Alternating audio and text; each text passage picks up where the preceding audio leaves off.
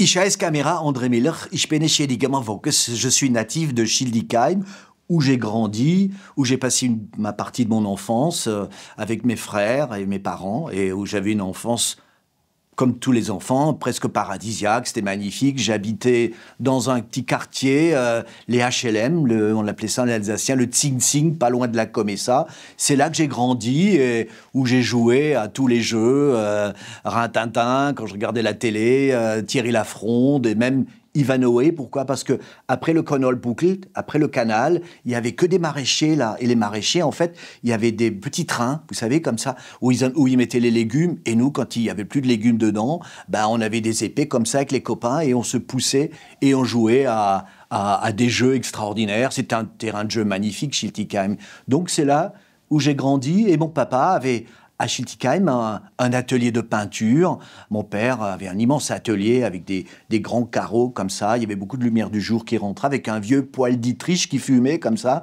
Et en hiver, en Malzkeich-Gemort, on avait fait des marrons. Et mon père était un peintre en lettres. Il dessinait, mon père, il dessinait des tableaux, mais aussi de la réclame à l'époque, vous savez, avec des grands tableaux qui faisaient, par exemple, quand il construisait un nouveau quartier, il fallait dessiner l'immeuble ou le pavillon, ainsi de suite. Mais il a aussi dessiné, mon papa, le petit bonhomme de la brasserie Pêcheur, parce que quand il était jeune, il travaillait à la brasserie Pêcheur comme peintre en lettres, et c'est lui qui faisait toute la publicité, les panneaux, tout ça. Et le petit bonhomme qui est assis sur le Fessel, c'est mon papa qui a dessiné ça. Et donc, moi, je viens de ce milieu-là, ce milieu de regarder, d'être un regardeur, d'admirer et de regarder la peinture. Et je crois que c'est de cette manière-là que je suis arrivé à faire de l'image à la télévision. J'avais toujours envie, moi, quand j'étais jeune, mon père, à l'âge de 12 ans, m'avait acheté un appareil photo. Et en fait, il s'appelait Zénith, je crois, c'est un appareil russe avec une petite cellule comme ça qu'il fallait prendre. J'avais 12, 14 ans. Et en fait, je faisais déjà à l'époque des petits scénarios avec 36 poses d'images. Mais je m'imaginais un petit scénario. Et c'était du noir et blanc que je développais moi-même. Et c'est comme ça que je suis venu à l'image, parce que j'avais envie de regarder la vie autrement, à travers, comme mon père faisait des tableaux, j'avais envie de regarder à travers un objectif. Et je voulais devenir photographe, j'avais envie de partir avec une musette, parcourir le monde, mais en fait c'était difficile. Quand je suis allé au DNA, un jour montrer mes photos que je faisais, ils m'ont dit « Oh ouais, c'est pas mal, mais il faut aller au laboratoire en bas développer avant d'aller dans la rue. » Je dis « Non, je vais pas dans le noir, en bas développer, non. » Et après j'ai eu la chance de faire des études et d'aller vers la lumière, vers la caméra, et j'ai commencé à travailler à France 3 Alsace comme pigiste avec Tristan Daniel, avec qui j'ai commencé à faire du foot. Je faisais beaucoup de sport, et j'avais une petite caméra qui se montait comme un réveil, une belle OL, ce qu'ils avaient donc au Vietnam, ces petites caméras avec un grand angle, et c'est comme ça que j'ai travaillé, j'ai appris à cadrer, et c'est comme ça que je suis devenu journaliste caméraman à la télévision quelques années plus tard, en faisant une sorte de tour de France, en allant de temps en temps remplacer un caméraman malade à Lille, à Poitiers, à Nice, à Marseille. C'était pendant 3 ans, j'ai fait ça, et c'était des années très très heureuses, parce que j'allais dans d'autres régions, je rencontrais d'autres gens, une autre manière de travailler,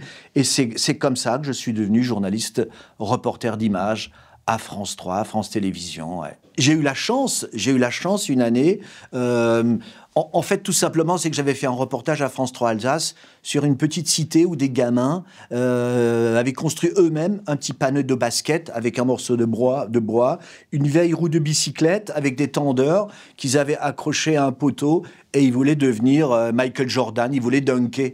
Et ces gamins-là voulaient sortir de ce quartier pour grandir et pour faire un métier sportif.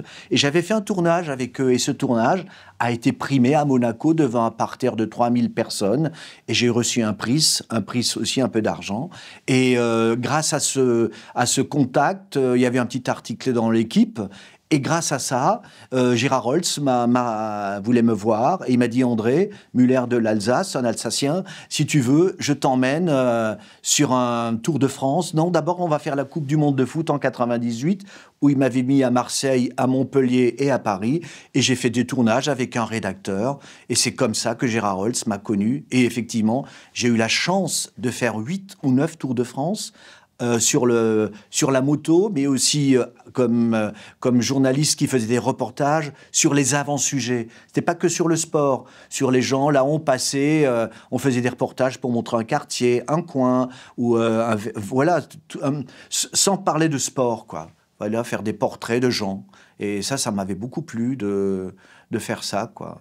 Ce concept que j'avais sur le Tour de France, et même sur on peut aussi en parler des Paris-Dakar, parce que j'ai eu la chance de faire 7 Paris-Dakar en Afrique noire, de la Mauritanie jusqu'au Ghana, jusqu'en Libye. On a traversé avec nos avions, nos hélicos. Je faisais déjà des mêmes choses de reportage sur les gens, les gardiens de girafes, les gardiens d'éléphants, mais qui faisaient de la pirogue au bord du Gambie. Enfin voilà, ce genre de... Donc je faisais des portraits un peu comme Tintin, quoi. Mais j'étais sans Milou, quoi. C'était un peu la même chose. Et après, c'est vrai, quand je revenais dans ma région, en Alsace, parce que j'étais aussi basé à France 3 Alsace, je faisais aussi l'actualité à France 3 Alsace. Et un jour, j'ai dit à mon directeur, qui s'appelait Jean-Pierre Tsuki, que tout le monde connaît, qui est quelqu'un de connu. Et je disais à Jean-Pierre, mais Jean-Pierre, on n'a plus d'émissions quand Madame Morgenthaler était partie faire autre chose. Il n'y avait plus d'émissions culinaires. J'ai dit, mais pourquoi on ne mettrait pas une émission culinaire en place ? Il m'a dit, André, mais tu m'énerves avec tes trucs, je ne sais pas quoi te dire, mais t'as qu'à le faire. Je dis, bah non, je ne sais pas le faire.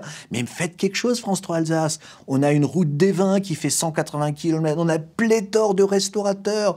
Rien qu'à Strasbourg, il y a 400, je crois qu'il y a 400 restaurants. Faites un truc. Et un jour, il m'a dit, comme Yetsiung, comme je t'emmène, tu vas, on va boire un café, tu me racontes un peu ton truc. J'ai dit, mais j'ai rien à te raconter. Je vais te mettre un truc en place. Et alors, je lui ai dit, si moi je devais le faire, j'appelle ça Korlef le Tarkuter, et puis je vais chez les chefs, j'ouvre les casseroles, je goûte, je fais un peu le sale gosse, je fais piquer des œufs dans les poulaillers, et je te fais ce concept. Il m'a dit, bon, banco, tu en fais un, tu fais comme tu veux. Je veux un caméraman, je veux un preneur de son. D'ailleurs, il y en a un qui est à ce côté de moi, qui était déjà avec moi en tournage, et on avait un ingénieur du son, on avait un lampiste, enfin voilà, l'embellis, comme je disais en alsacien, et on est parti, et j'ai fait plus de 230 émissions qu'on diffusait, qu'on rediffusait, qu'on remettait à l'antenne à Noël, à Pâques, enfin voilà. Et à un moment, il y a les orteils, mes racines qui me chatouillaient.